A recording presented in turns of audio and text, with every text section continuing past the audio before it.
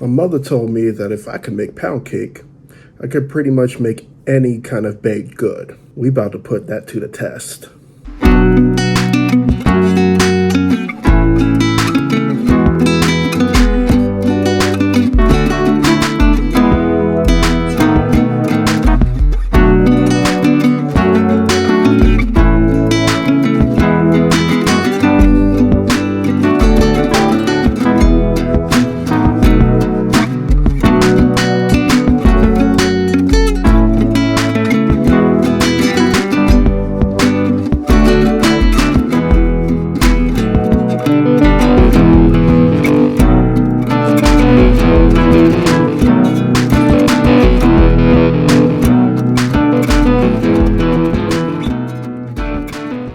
What's up, everybody?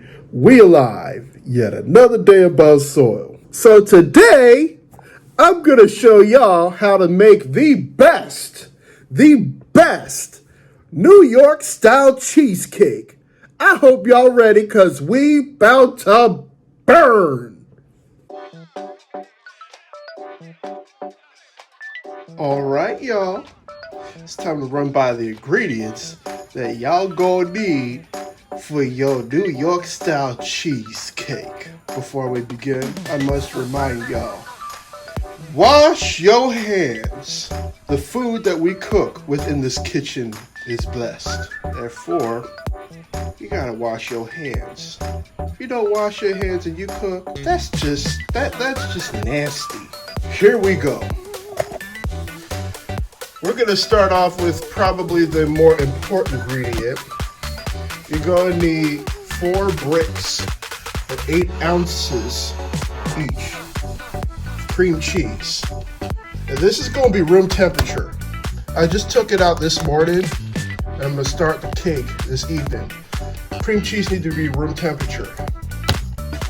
You're also gonna need 5 tablespoons of melted butter.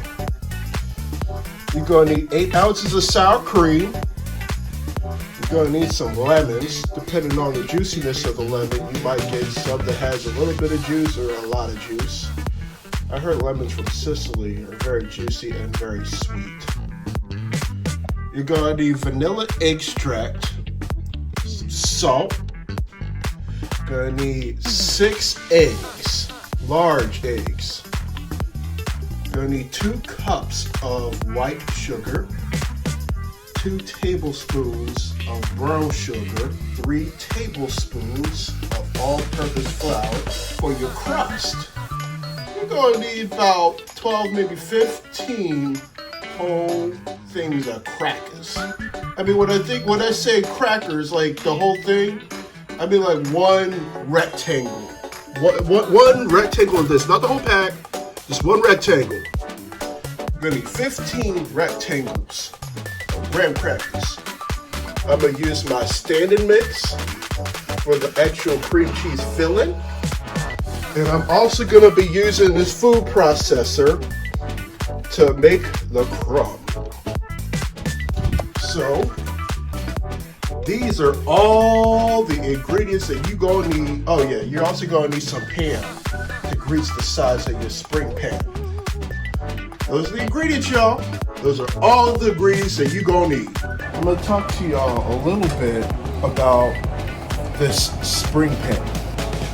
Standard cheesecakes are made with a 9 or a 10-inch spring pan.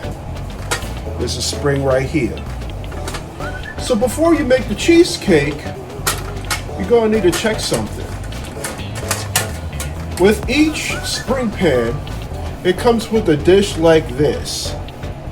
You got the side right here and a side right here. And if you look at the dish of the spring pan, it's got a lip. You see this round lip? When you put it at the base of your spring pan, the lip should be facing down. The lip should be facing down. And I'm gonna tell you why. When you got the lip of your spring pan facing down and not up, it makes it a lot easier to scoop the cheesecake from out of the shape. See, if you have the graham cracker crumb with the lip up, you have to dig into the crust. And you want to get as much crust as possible. In order to prevent that from happening, if you put the lip of it down, it's more, you could slip a spatula, a knife, or a fork right in there without disturbing the crumb. Y'all got it? Cool. Now with our cheesecake, I'm going to do it in a water bath. But before we put the actual cheesecake in the water bath, we're going to take some aluminum foil and we're going to wrap our pan in the foil. That way there's a barrier for the water. We've got 15 graham crackers. I crunched up a little bit so that they can fit the food processor. Next, you're going to need 2 tablespoons of brown sugar.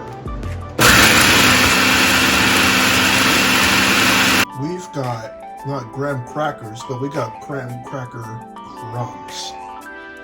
Now that you got that, we're going to add 5 tablespoons of melted butter.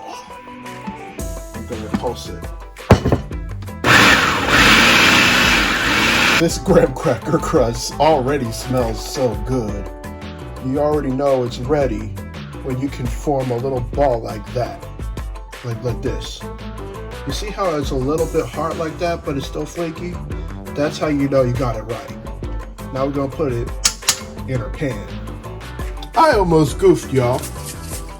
I was about to put the graham cracker crumb in a pan without spraying it with our pan.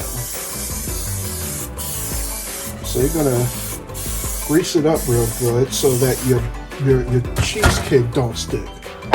And then you put your graham cracker crumbs in the pan. Go ahead and get in there. Get all your crumbs. Once you got your crumbs in the pan, you're gonna shake it out like this. We're gonna press it down. Press it down. This is how your crumb should look before you put it in the oven. We're gonna bake this for 10 minutes at 375. Then we're gonna take it out and let it cool off. Looks like our graham cracker crumb is finished. I'm gonna take this out the oven and let it cool off.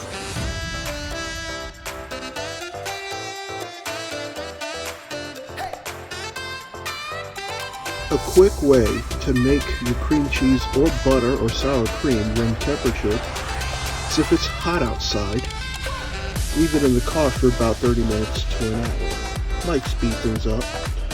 You know, with putting things in a microwave, it might disturb the consistency of your dairy products.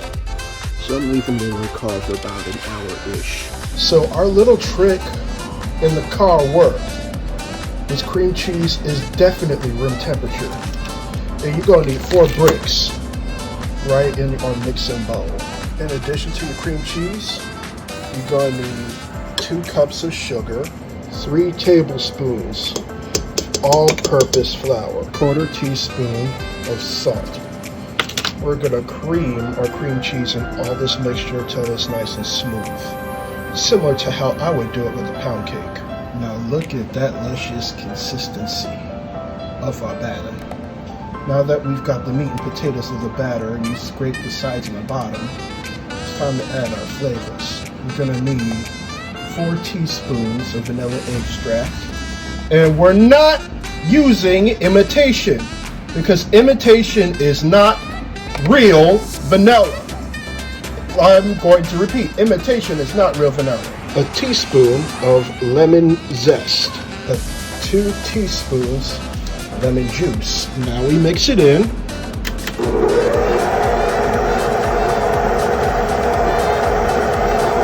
We mix through the flavors, and one at a time we're going to add the eggs and then mix it in as we go. So that's about 1 egg, and we're going to mix it in. You see how luscious that looks? We're going to make it more luscious with 8 ounces of sour cream. This This is how it looks when the sour cream is incorporated. I did a quick taste test. I swear to God, this tastes so good. There's a few things that we're going to need to do before we put the cheesecake and stuff in the oven. You're going to need to put some water in your pan. And it needs to be 1/3 full. And then in our pan, you're going to put the pan for the cheesecake. This is called a water bath. You're going to see it luscious when it comes out. It makes the temperature consistent as it bakes. Looks like we have a little bit more left over. We're going to put this cheesecake in the oven about hour 30.